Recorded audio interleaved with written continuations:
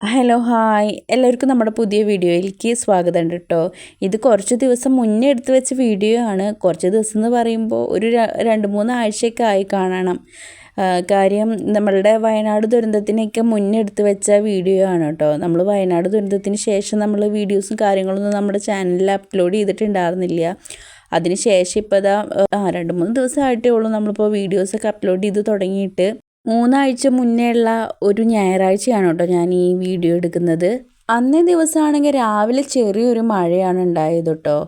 പിന്നെ ഒരു 10-10:30 11 മണി ഒക്കെ ആയപ്പോൾ നല്ലതുപോലെ മഴ പെയ്തു കേട്ടോ. അതിന് ശേഷം നല്ലപോലെ എന്ന് പറഞ്ഞാൽ അതും നിർത്തിയിട്ടാണ് കേട്ടോ പെയ്തത്. പക്ഷേ ഒരു ഒരു ഉച്ച കഴിഞ്ഞിട്ട് ഒരു 3 മണി മുതൽ പിന്നെ അതിൻ്റെയും പിറ്റേ ദിവസം എല്ലാം നിർത്താതെ മഴ പെയ്തു കേട്ടോ. ആ നിർത്താതെ പെയ്ത മഴയിലാണ് കേട്ടോ നമുക്ക് നമ്മുടെ വയനാട്ടിലെ ചൂരൽമലയും അതുപോലെ തന്നെ മുണ്ടക്കൈയൊക്കെ നമുക്ക് നഷ്ടമായത്. അതിന് ശേഷം നോക്കുകയാണെങ്കിൽ കോഴിക്കോട് 4 സ്ഥലങ്ങളിൽ ഉരുൾ പൊട്ടുന്നുണ്ട്. അതിലേറ്റവും വലിയ ഉരുൾപൊട്ടൽ ഉണ്ടാവുന്നത് വിലങ്ങാടാണ് കേട്ടോ. പക്ഷേ ഏറ്റവും കൂടുതൽ മീഡിയ അറ്റൻഷനൊക്കെ കിട്ടിയത് വയനാട് ആയതുകൊണ്ട് തന്നെ വയനാട് ഉരുൾപൊട്ടലിൻ്റെ അത്ര കോഴിക്കോട് ഉരുൾപൊട്ടൽ ചർച്ച ചെയ്യപ്പെട്ടില്ല എന്നാണ് എനിക്ക് തോന്നുന്നത് കേട്ടോ.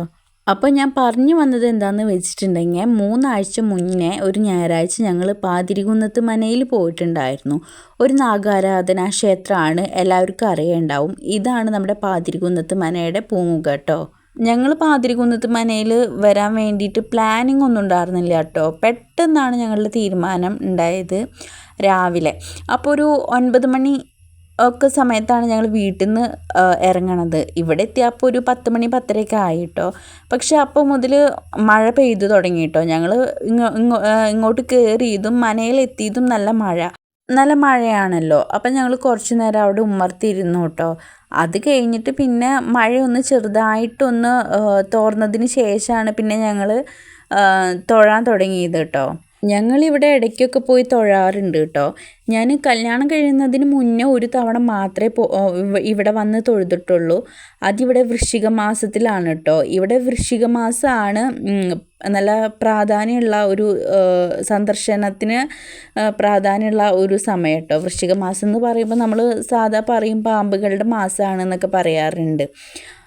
ഒരു നവംബർ പകുതി മുതൽ ഡിസംബർ പകുതി വരെയാണ് വൃശ്ചിക മാസം വരിക. ആ ഒരു സമയത്ത് ഇവിടെ നല്ല തിരക്കാവും കേട്ടോ. നമ്മൾ ഗുരുവായൂരൊക്കെ ക്യൂ നിന്ന് തൊഴുന്നത് പോലെയൊക്കെ തൊഴേണ്ടതായിട്ട് വരും. മാത്രമല്ല ആ സമയത്ത് ഇവിടെ അന്നദാനവും കാര്യങ്ങളൊക്കെ ഉണ്ടാവാറുണ്ട് കേട്ടോ. ഇപ്പം എങ്ങനെയാണെന്ന് അറിയില്ല കേട്ടോ. ഞാൻ ആദ്യമായിട്ടൊരു തവണ വന്നു എന്ന് പറഞ്ഞല്ലോ. അപ്പോൾ ഇവിടെ വൃശ്ചിക മാസത്തിലാണ് വന്നത്. അന്നിവിടെ അന്നദാനവും കാര്യങ്ങളൊക്കെ ഉണ്ടായിരുന്നു കേട്ടോ. ഞങ്ങൾ ഇവിടുന്ന് പ്രസാദം കഴിച്ചിട്ടാണ് പോയത്. നമ്മുടെ കേരളത്തിൽ നോക്കുകയാണെങ്കിൽ ഒരുപാട് നാഗാരാധനാ ക്ഷേത്രങ്ങളുണ്ട്. അതിൽ പ്രധാനപ്പെട്ട 3 വരുന്നത് ശ്രീ നാഗരാജ ക്ഷേത്രം വെട്ടിക്കോടും അതുപോലെ തന്നെ ഹരിപ്പാട് മണ്ണാർശാല, പിന്നെ ഒന്ന് വരുന്നത് പാമ്പുമേക്കാട്ടുമനയാണ്. ഏകദേശം അതുപോലെ തന്നെ അറിയപ്പെടുന്ന ഒരു നാഗരാജ ക്ഷേത്രം തന്നെയാണ് കേട്ടോ ഈ പാതിരികുന്നത്ത് മനയും. കേരളത്തിൽ തന്നെ നാഗാരാധനയ്ക്ക് തുടക്കം കുറിക്കുന്നത് പരശുരാമനാണ് എന്നാണ് കേട്ടോ പറയപ്പെടുന്നത്. അതുപോലെ തന്നെ നമുക്ക് ഇവിടുത്തെ പാതിരികുന്ന് മനയുടെ ഒരു ഐതിഹ്യം നോക്കുകയെന്ന് വെച്ചിട്ടുണ്ടെങ്കിൽ ഇവിടുത്തെ കാരണവർക്ക് കുട്ടികൾ ഉണ്ടായിരുന്നില്ല, സന്താനഭാഗ്യം ഉണ്ടായില്ല. ആ ഒരു സമയത്ത് നമ്മുടെ വടക്കുനാഥനെ ജപിക്കാൻ വേണ്ടി അവിടെ പോവുകയാണ്. അവിടെ ഭജന ഇരിക്കുന്ന സമയത്താണെങ്കിൽ വടക്കുനാഥൻ്റെ അരുൾപ്പാട് ഉണ്ടാവുകയാണ് മനയിലേക്ക് തിരിച്ചു പോവാനായിട്ട്. അങ്ങനെ കാരണവർ മനയിലേക്ക് തിരിച്ചെത്തുകയാണ്. അങ്ങനെ കാരണവരുടെ അന്തർജനത്തിന് വടക്കുനാഥൻ്റെ അനുഗ്രഹത്തിൽ 2 കുട്ടികൾ ഉണ്ടാവുകയാണ്. ആദ്യത്തെ കുഞ്ഞൊരു സർപ്പക്കുഞ്ഞായിരുന്നു ഉണ്ടായിരുന്നത്, രണ്ടാമത് ഒരു മനുഷ്യക്കുഞ്ഞും. പക്ഷെ അവർ 2 പേരും ഒരുമിച്ചിട്ടായിരുന്നു കേട്ടോ അവിടെ വളർന്നത്. ഭക്ഷണം കഴിക്കലാണെങ്കിലും കളിക്കലാണെങ്കിലും ശരി എല്ലാം ഒരുമിച്ചായിരുന്നു ഉണ്ടായിരുന്നത്. പക്ഷേ തറവാട്ടിലൊരു സർപ്പക്കുഞ്ഞിനെ കണ്ടതോടെ ബന്ധുക്കളൊന്നും അവിടേക്ക് വരാതെയായി. മനയിലേക്ക് ആരും വരാത്തതുകൊണ്ട് തന്നെ അന്തർജനത്തിന് ഭയങ്കര വിഷമവും കാര്യങ്ങളൊക്കെ ആയി. അന്തർജനാണെങ്കിൽ ഇതിനൊരു പരിഹാരം കാണാനായിട്ട് നാഗക്കുഞ്ഞിനോട് ആവശ്യപ്പെടുകയാണ് കേട്ടോ. അതിൽ മനസ്സ് വിഷമിച്ചിട്ട് നാഗക്കുഞ്ഞ് വടുക്കിണിയിൽ അന്തർദാനം ചെയ്തു എന്നതാണ് കേട്ടോ ഐതിഹ്യം. ഇവിടെ തൊഴാൻ വരുമ്പോഴാണെങ്കിൽ നമുക്ക് നാഗക്കുഞ്ഞ് അന്തർദാനം ചെയ്തിട്ടുള്ള വടുക്കിനി കാണാനായിട്ട് കഴിയും. അവിടെ നമുക്ക് തൊഴാനും പറ്റും കേട്ടോ. അവിടെ ഇങ്ങനെ എഴുതി വെച്ചിട്ടുണ്ട് കുഞ്ഞ് അന്തർദാനം ചെയ്ത സ്ഥലമാണെന്ന് പറഞ്ഞിട്ട്. മനയിലാണെങ്കിൽ ഈ സർപ്പക്കുഞ്ഞു വഴി ഒരുപാട് അനുഗ്രഹങ്ങളും കാര്യങ്ങളും എല്ലാം കിട്ടുന്നുണ്ട്. അതുമാത്രമല്ല 1000 വർഷത്തോളം ഈ തലമുറ കാത്തുകൊള്ളാമെന്നും അതുപോലെ തന്നെ ദിവസം ഒരു നേരമെങ്കിലും അമ്മ തനിക്ക് ഭക്ഷണം നൽകണമെന്നും സർപ്പക്കുഞ്ഞ് ആവശ്യപ്പെടുന്നുണ്ട് കേട്ടോ, ഈ അന്തർദാനം ചെയ്യുന്നതിന് മുന്നേ ആയിട്ട്. ഇവിടുന്ന് നമ്മൾ തൊഴുതു പോകുമ്പോൾ ഇവിടുന്ന് മഞ്ഞപ്പൊടിയും അതുപോലെ തന്നെ ഭസ്മമൊക്കെ ചേർന്നിട്ടൊരു പ്രസാദം കിട്ടും. ആ മഞ്ഞപ്പൊടിയും അതുപോലെ തന്നെ ആ ഭസ്മവും നമ്മുടെ വളപ്പിലൊക്കെ വളപ്പിലും തൊടിയിലൊക്കെ കൊണ്ടുപോയി ഇടുകയാണെന്ന് വെച്ചിട്ടുണ്ടെങ്കിൽ വളപ്പിലും തൊടിയിലും അതുപോലെ തന്നെ വീട്ടിലൊന്നും നാഗശല്യം ഉണ്ടാവില്ല എന്ന് പറയപ്പെടുന്നുണ്ട് കേട്ടോ.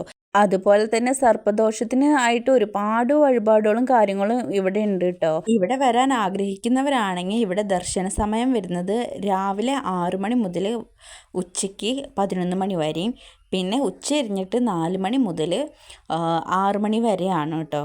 വൃശ്ചിക മാസത്തിലാണ് നിങ്ങൾ സന്ദർശിക്കാൻ ആഗ്രഹിക്കുന്നത് എങ്കിൽ രാവിലെ ഒരു 7 മണിൻ്റെ മുന്നേ വരാൻ നോക്കുന്നതാണ് കേട്ടോ നല്ലത്. ഒരു 7 മണിക്കെങ്കിലും എത്താൻ നോക്കുന്നതാണ് നല്ലത്. കാര്യം എന്താണെന്ന് വെച്ചിട്ടുണ്ടെങ്കിൽ വൃശ്ചിക മാസത്തിൽ ഇവിടെ നല്ല തിരക്കായിരിക്കും ഉണ്ടാവുക.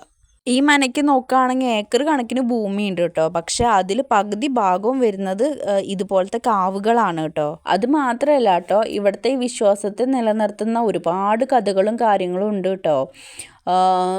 എൻ്റെ അമ്മ ഈ ഒരു ഇവിടുത്തുകാരിയാണ് കേട്ടോ. ഇത് പാലക്കാട് ചെറുപ്പുളശ്ശേരിക്ക് അടുത്താണ് കേട്ടോ.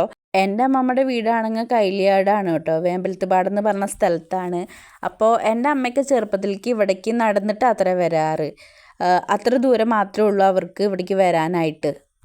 കുട്ടിക്കാലത്തൊക്കെ എനിക്ക് ഇവിടുത്തെ കഥകൾ ഒരുപാട് പറഞ്ഞു തന്നിട്ടുണ്ട് കേട്ടോ. അതിൽ എനിക്ക് ഇപ്പോഴും ഓർമ്മയുള്ള ഒരു കഥ എന്ന് പറയണത്, പണ്ടൊരു സ്ത്രീ ഇവിടേക്ക് വിറകും പട്ടി എടുക്കാനായിട്ട് വന്നു അത്രേ. വിറകും പട്ടി എടുക്കാൻ വേണ്ടി വന്നപ്പോഴാണെങ്കിൽ അവരെന്ത് കാണിച്ചു, ഇവിടെ നിന്ന് എന്താ പറയുക, തേങ്ങയും കൂടെ എടുത്തിട്ട് ഈ വിറകിൽ വെച്ച് കെട്ടിയത്രേ. അങ്ങനെ മന കടന്ന് പോവാൻ നേരത്ത് ആ സ്ത്രീക്ക് മന കടന്ന് പോവാനായിട്ട് പറ്റണില്ല. കാര്യം എന്താ, ആ സ്ത്രീയുടെ ചുറ്റും നാഗങ്ങളാണ് അത്രേ. അപ്പോൾ ഈ സ്ത്രീ നിലവിളിച്ചപ്പോൾ ഇവിടുത്തെ കാരണവർ ഓടി വന്നു എന്നും കാരണവർ തന്നെ ഈ മനയിലുള്ള ആരോ ഓടി വന്നു എന്നും, അപ്പോൾ നിങ്ങൾ ഇവിടെ നിന്ന് എന്തെങ്കിലും എടുത്തിട്ടുണ്ടെങ്കിൽ അവിടെ ഇട്ടോളൂ, അവരുടെ അങ്ങനെയല്ല എന്തെങ്കിലും എടുത്താൽ അങ്ങനെയല്ല കേട്ടോ, അവരുടെ എന്തെങ്കിലും എടുത്തിട്ടുണ്ടെങ്കിൽ അവിടെ ഇട്ടോളൂ എന്ന് പറഞ്ഞു അത്രേ. അങ്ങനെ ആ സ്ത്രീ തൻ്റെ വിറകും കെട്ടിലുണ്ടായിരുന്ന എന്താ പറയുക തേങ്ങ അവിടെ ഇട്ടു പോകുന്നു അത്രേ.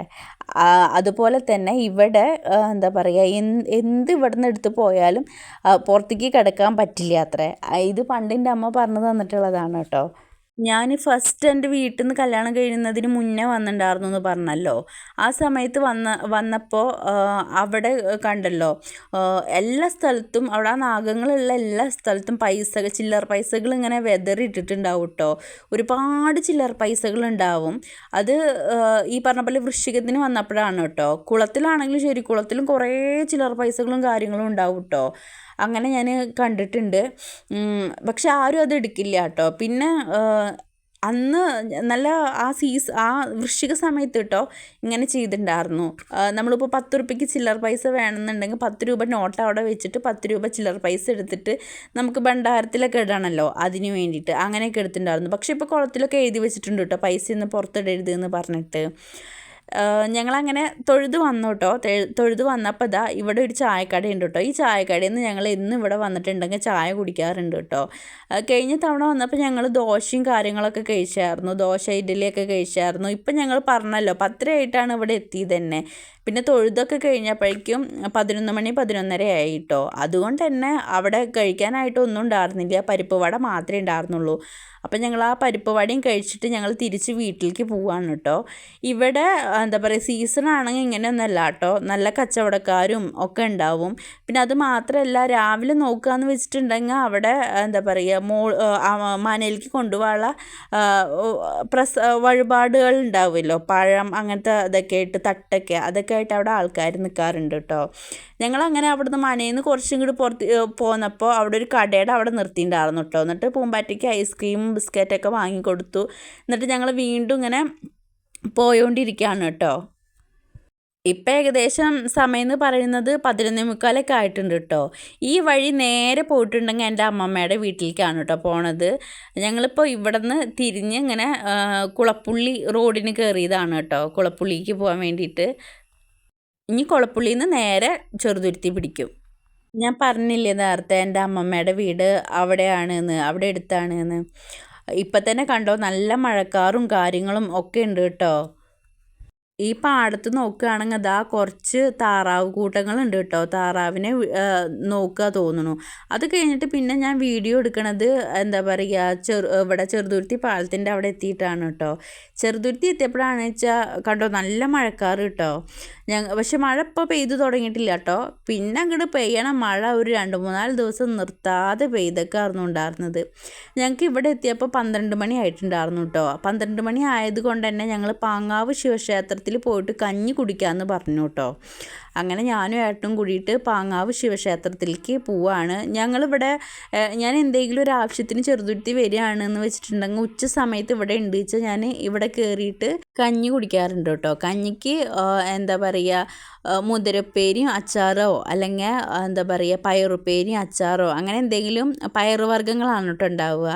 ചില ദിവസങ്ങളിൽ ആരെങ്കിലും എന്താ പറയുക ഇങ്ങനെ സദ്യ കഴിക്കാറുണ്ട് കേട്ടോ ചില ആളുകളൊക്കെ. അപ്പോൾ സദ്യ ഉണ്ടാവാറുണ്ട്. അല്ലാതെ എന്തെങ്കിലും എന്താ പറയുക പ്രാധാന്യമുള്ളൊരു ദിവസമാണെന്ന് വെച്ചിട്ടുണ്ടെങ്കിൽ സദ്യയും കാര്യങ്ങളൊക്കെ ഉണ്ടാവാറുണ്ട് കേട്ടോ. പിന്നെ എൻ്റെ ഓർമ്മ ശരിയാണെങ്കിൽ ഉച്ചയ്ക്ക് ഇവിടെ ഉച്ചയ്ക്കല്ല സോറി രാവിലെകളിൽ ഉപ്മാവും ചായയും ഉണ്ട് എന്നാണ് കേട്ടോ എൻ്റെ ഒരു ഓർമ്മ. പക്ഷെ കഞ്ഞി ഉണ്ടാവാറുണ്ട് കേട്ടോ. ചില സമയങ്ങളിൽ സദ്യ ഉണ്ടാവാറുണ്ട്. ഈ സമയത്തൊക്കെ നോക്കൂ, പുഴയിലൊന്നും അധികം വെള്ളമില്ല കേട്ടോ. ഒരു 2 ദിവസം കഴിയുമ്പോഴേക്കും ഈ അമ്പലത്തിൻ്റെ ഇത് ഊട്ടുപുരയാണ് കേട്ടോ. ഈ ഊട്ടുപുരയുടെ പകുതി വരെ വെള്ളം കയറുന്നുണ്ട്. പക്ഷേ ഊട്ടുപുരയുടെ ഉള്ളിലേക്കൊന്നും വെള്ളം കയറിയില്ല കേട്ടോ. പകുതി വരെ കയറിയിട്ടുണ്ടായിരുന്നുള്ളൂ. അത്രയ്ക്കും വെള്ളം ഉണ്ടായിരുന്നു എന്നാണ് പറഞ്ഞത് കേട്ടോ. ഈ മഴ പെയ്തതിന് ശേഷം ഞങ്ങൾ വീണ്ടും ഒന്നും കൂടെ മഴയൊക്കെ പെയ്ത് വെള്ളമൊക്കെ ഇറങ്ങിയതിന് ശേഷം ഞങ്ങൾ ഒന്നും കൂടെ പോയിട്ടുണ്ടായിരുന്നു. അപ്പോൾ പറഞ്ഞതാണ് കേട്ടോ. അതൊക്കെ കഴിഞ്ഞിട്ടാണ് കേട്ടോ ഞാനിപ്പോൾ ഈ വീഡിയോ എഡിറ്റ് ചെയ്യണത്. പിന്നെ എനിക്കൊരു കാര്യം പറയാനുള്ളത് എന്താണെന്ന് വെച്ചിട്ടുണ്ടെങ്കിൽ, ഞാൻ ഈ പറഞ്ഞതിൽ എന്തെങ്കിലും തെറ്റുകുറ്റുണ്ടെങ്കിൽ നിങ്ങൾ ക്ഷമിക്കണം കേട്ടോ.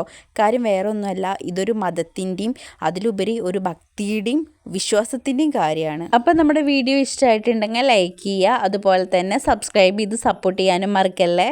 പിന്നെ പാങ്ങാവുന്ന് പോകുന്നതിന് ശേഷം ഞാൻ വീഡിയോ എടുക്കുന്നത് വീട്ടിൽ വന്നിട്ടാണ് കേട്ടോ. ഈ ഒരു പെയ്ത മഴയാണ് കേട്ടോ കുറച്ച് ദിവസം അടുപ്പിച്ച് നിന്നത്.